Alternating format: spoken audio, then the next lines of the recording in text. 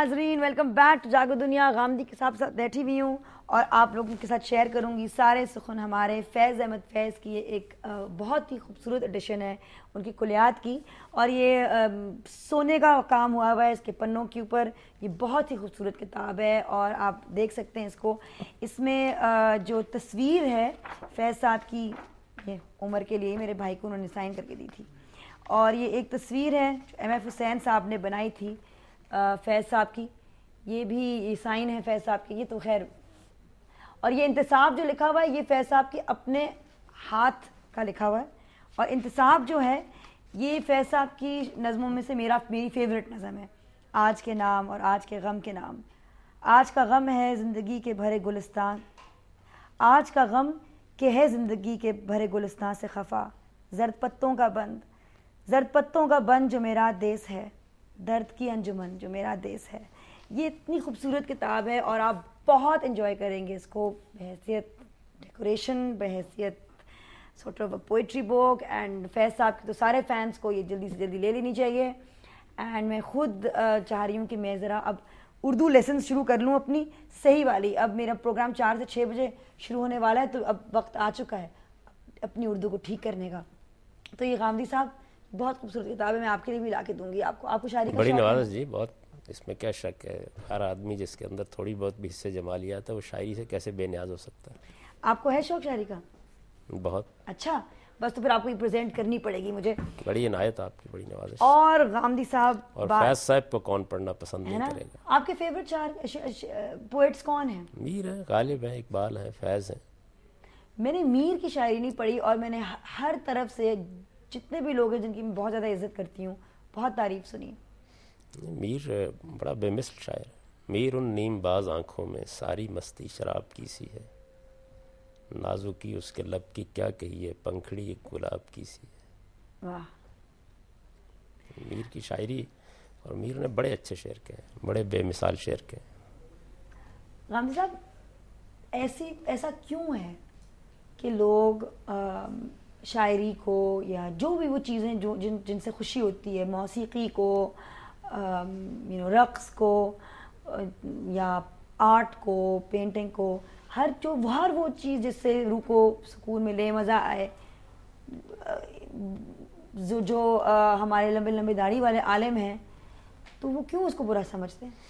کیا وجہ ہے؟ دیکھیے، بعض چیزوں کو سمجھنے میں غلطی ہو جاتی ہے. یعنی ایک بات ایک خاص موقع پر کہی جاتی ہے.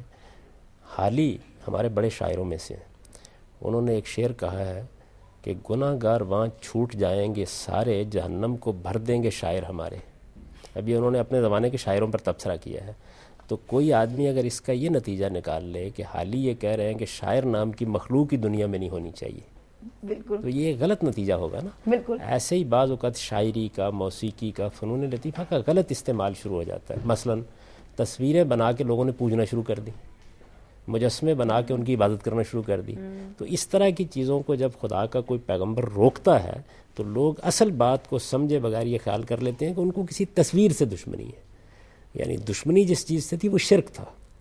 اسی طرح سے اگر موسیقی ہے، شاعری ہے، آپ اس کا استعمال غلط کرتے ہیں. آپ کے علم میں ہے کہ بعض شاعروں نے لوگوں کی حجب کرنا شروع کر دی. یعنی وہ ان کے عیوب بیان کرتے تھے، ان کی خرابیاں بیان کرتے تھے، ان کو رسوا کرتے تھے. اسی طرح بعض شاعر حضرت عمر کے زمانے میں یہ حرکت کرتے تھے کہ کسی کی بہو بیٹی کا نام لے کے شاعری اور غزل سرائی شروع کر دی.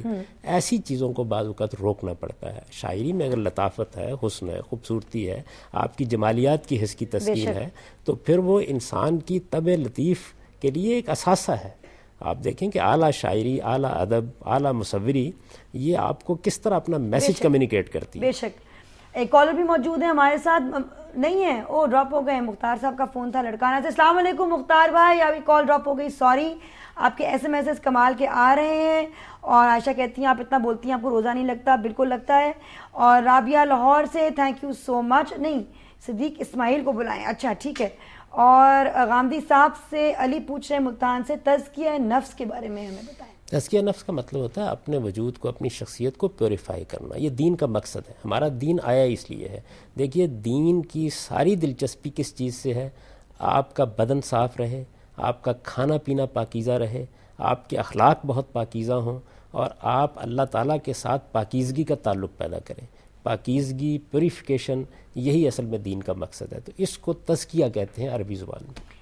اینی کہتی ہے لاہور سے، کچھ لوگوں کا نظریہ اتنا محدود کیوں ہے، وہ عورت کو صرف 4 دیواری تک کیوں رکھنا چاہتے ہیں؟ اس کا تعلق ہمارا کچھ کلچرل پس منظر ہے. ابھی میں نے آپ کو بتایا بالکل وہی بات کہ ہے ہماری اشرافیہ جو دلی میں نقطہ نظر رکھتی تھی، اب وہی ظاہر نقطہ نظر لوگوں کا نقطہ نظر بن گیا.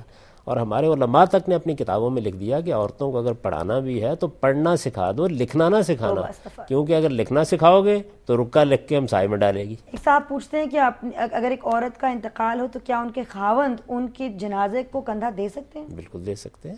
یعنی خاوند کو کیا ہوا ہے، کندھا خراب اس نہ ہو. معاملے میں بھی ایسی بیوقوفیاں ہمارے یہاں ہوتے ہیں. سیدنا ابو بکر صدیق کو ان کی بیوی نے غسل دیا ہے.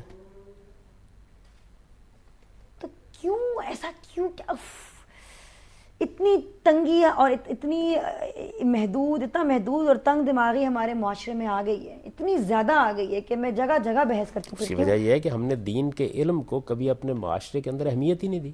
دیکھیے بات یہ ہے کہ برے ڈاکٹر پیدا ہونے شروع ہو جائیں تو ہنگامہ ہو جائے گا. برے عالم پیدا ہوتے رہیں، ہم نے کبھی اہتمام نہیں کیا کہ ہماری تعلیم اچھی ہو، ہمارے ہاں دین کا اچھا عالم بھی پیدا ہو. تو ہمارا قصور ہے یہ، جو جرم ہم نے کیا اس کی سزا بھگت رہے ہیں. ناظرین، غامدی صاحب ہمارے ساتھ موجود تھے. السلام علیکم and thank you so much again sir. اور میری یہی کوشش ہوئے گی کہ میں کسی طرح منڈے کے منڈے غامدی صاحب کو لے آؤں، دعا مانگے کہ میں کامیاب رہوں، اور ان کو روزے میں زیادہ ان سب فوس نہیں کروں گی، وہ ڈانٹ پڑ جائے گی. خدا حافظ، اور پاکستان زندہ باد.